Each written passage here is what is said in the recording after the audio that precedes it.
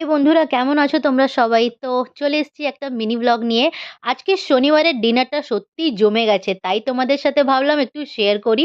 তো ডিনারে ছিল মাছের তেল ভাজা আর রুই মাছের কোরমা। তো এটা অনেকদিন পরেই খাওয়া হলো। আমি যেহেতু এত মাছটা ভালোবাসি না, কেন আমাকে একটু স্মেল করে। তাই বাট কখনো, কখনো খেয়ে নিই। তো মাছের তেলের চচ্চড়ি তো আমার অল টাইম ফেভারেট। তো ওইটা কোনো কিছু নাই ভেবে ফটাফট খেয়ে নিলাম। তারপরে আসলো কোরমা। কোরমা এত টেস্টি হয়েছিল যে আমি কি আর বলবো! আজকে একটা না দুটো মাছ খেয়েছি। একটা তো লেজা খেলামই, তারপরে একটা পেটির মাছও খেলাম। সত্যি খুবই ভালো হলো সত্যি আজকের ডিনারটা। তো তোমাদেরকে কেমন লাগলো কিন্তু জানিও। আজকে এটা আমি বাংলায় শেয়ার করলাম ব্লগটা।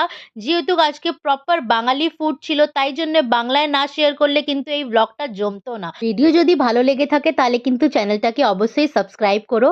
আবার দেখা হবে শিগগিরই তোমাদের সাথে। Bye, by.